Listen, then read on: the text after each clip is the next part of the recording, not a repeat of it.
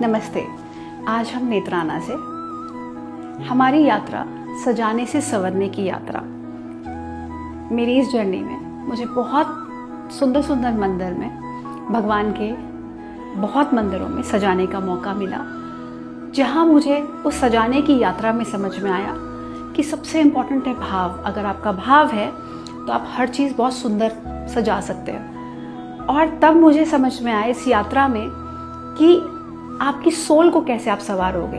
तो सजाने से संवरने की यात्रा में आज हम निकले हैं संवरने की तरफ, जहाँ पर हमें अपनी सोल को संवारना है। वो भी एक भाव का विषय है कि आप जिस भी स्थान पे जाओगे उस स्थान की अपनी एक एनर्जी है जो एक भक्त और भगवान के बीच में है। जो रिचुअल्स, जैसे मैं हरिद्वार गई नीलेश्वर पर्वत पे, एक शिवलिंग है जहाँ पर भगवान शिव ने अपना जब माँ सती को अपने आप को समर्पित किया था तो भगवान शिव बहुत क्रोध में आकर उन्होंने तांडव किया था और वो पूरे नीले पड़ गए थे। तो जो पर्वत है उसको नीलेश्वर महादेव कहने लगे। तो वहाँ पर एक शिवलिंग है, कहते हैं वहाँ की आप जब अभिषेक करते हैं, जहाँ वहाँ पर आप जब जल चढ़ाते हैं, दूध चढ़ाते हैं, जो अभिषेक में रिचुअल्स में चीज़ें हैं, तो भगवान को बहुत ठंडक पड़ती है और वो आपको मनपसंद आपका जो भी आप वरदान मांगते हैं, जो भी आपकी इच्छाएं होती हैं, उसकी पूर्ति होती है।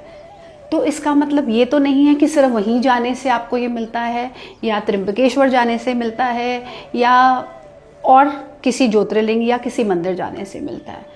हर एक स्थान की एक कहानी है। शिव पुराण के अकॉर्डिंग, भगवत पुराण के अकॉर्डिंग, दुर्गा सप्तशी के अकॉर्डिंग, तो हर एक स्थान की एक कहानी है जो भक्त और भाव की है, भक्त और भगवान की। कैसे भक्त ने अपने हर कोशिश से भगवान को प्रसन्न किया। इसमें सबसे प्रिय भगवान शिव के भक्त हैं रावण जी। रावण जी ने कैसे शिव को प्रसन्न किया उनकी भक्ति से और शिव से सब वरदान प्राप्त कर लिए। अब यहाँ हमें सीखने को मिलता है कि भगवान तो वरदान देने के लिए तैयार बैठे हैं, आप भाव देने के लिए तैयार बैठे हैं या आप रिचुअल्स करना चाहते हैं। वो रिचुअल से उन्होंने खुश किया था, आप भी उस रिचुअल से खुश कर सकते हैं। तो आपकी क्रिएटिविटी किधर है अपने भाव की तरफ।